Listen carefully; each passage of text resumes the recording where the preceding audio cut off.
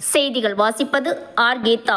Padur supreme மருத்துவமனையில் மருத்துவர்கள் பணிகளை புறக்கணிப்பு.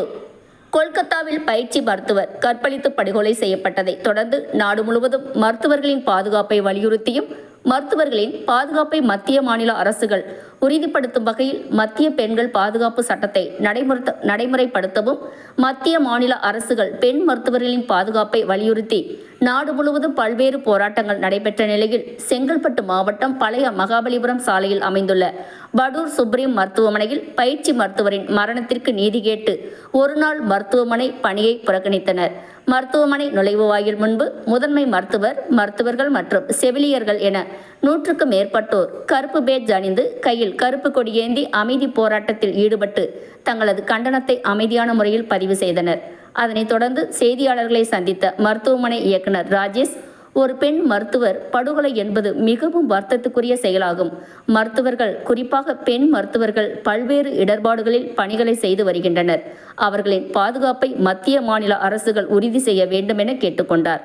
அதனைத் தொடர்ந்து பேசிய மருத்துவர் அர்ச்சனா, மத்திய அரசின் சென்ட்ரல் ஆக்ட் சட்டத்தை அமல்படுத்த வேண்டும் என்றும் கற்பழித்து கொலை செய்த கயவர்களை தூக்கிலிட வேண்டும் என்றும் இந்த வழக்கின் தீர்ப்பு எதிர்வரும் சந்ததிக்கு பாடமாக இருக்க வேண்டும், குற்றவாளிகளை கண்டுபிடித்து அவர்களுக்கு கடுமையான தண்டனை வழங்க வேண்டும் என்றும் இவ்வாறு செய்பவர்கள் தீவிரவாத சட்டத்தில் கைது செய்து தூக்கிலிட வேண்டும் எனவும் மருத்துவர்கள் கேட்டுக்கொண்டார்.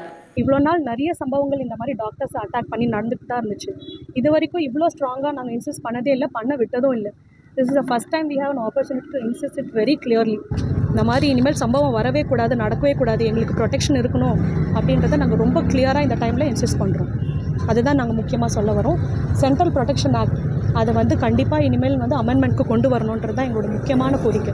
நாங்கள் பல ரேப் கேசஸில் அப்படி தானே சொல்கிறாங்க, வெளியே போகாத, எதுக்கு இத்தனை மணி நேரத்துக்கு போனேன், எதுக்கு இவ்வளோ ட்ரெஸ் போடுற அப்படின்னு. இந்த டாக்டர் என்ன செஞ்சாங்க? அவங்க வார்டில் அவங்க டியூட்டி பார்த்துட்டு கிடச்ச கொஞ்ச நேரத்தில் சுருண்டு படுத்து தூங்கிட்டு இருந்தாங்க. அவங்களுக்கு இப்படி ஒரு ப்ரூட்டலான ஒரு சம்பவம் நடக்க முடியும், அவங்களுக்கு ஒர்க் பிளேஸில் சேஃப்டி இல்லைன்னா யாரால் இவ்வளவு கவனமான வேலையை நிம்மதியாக செய்ய முடியும்? எங்களுக்கு அந்த நிம்மதி தேவை. அந்த நிம்மதி இருந்தால் தான் எங்களால் பணிபுரிய முடியும். எங்களுக்கு அந்த ஒர்க் பிளேஸ் சேஃப்டியை என்ஷூர் பண்ண வேண்டியது சமூகத்துடைய, அரசாங்கத்துடைய கடமை. அதை இன்சிஸ்ட் பண்ணுறதுக்காக தான் நாங்கள் இன்றைக்கி வெளியே நின்று எங்களுடைய யூனிட்டியை காமிக்கிறோம்.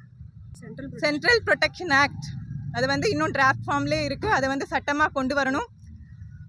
இவ்வளோ நாங்கள் பண்ணுறோம் அப்படிங்கிறத சொல்லியிருக்கோம். அப்போ எங்களை பாதிக்கிற ஒவ்வொரு செயல்களையும் தீவிரவாத நடவடிக்கைக்கு ஒப்பாக பார்க்கணும். எங்களுக்கு அந்த அளவுக்கு ப்ரொடெக்ஷன் கொடுக்கணும். இந்த கொல்கட்டாவில் நடந்த இந்த மோசமான சம்பவம், அதாவது எல்லாருக்கும் தெரியும். ஒரு டாக்டரை ஒரு ஹாஸ்பிட்டலுக்குள்ளே கற்பழித்து கொலை பண்ணியிருக்காங்க. இது மிகவும் கண்டனத்துக்குரியது. இதனால் எல்லா டாக்டரும், எங்களோட பெண் மருத்துவர்கள் எல்லாமே மனக்குழஞ்சி ஒரு பாதுகாப்பு இன்மையோடு இருக்காங்க. ஸோ இதுக்கு இந்திய அரசாங்கமும் இதுக்கு ஒரு தனி ஒரு லா கொண்டு இதுக்கு ஒரு ஸ்பெஷல் ஆக்ட் கொண்டு கண்டிப்பாக மருத்துவர் மேலே ஒரு வன்முறையை, இந்த மாதிரி எந்த ஒரு விதத்துலேயும் மருத்துவர் மேலே வன்முறையை தின்னா அதுக்கு ஸ்பெஷல் லா கொண்டு அதுக்கு கடினமான சட்டத்தை கொண்டு அவங்களுக்கு தண்டனை கொடுக்கணும். அப்போ தான் இதுக்கெலாம் ஒரு தீர்வு கிடைக்கும்.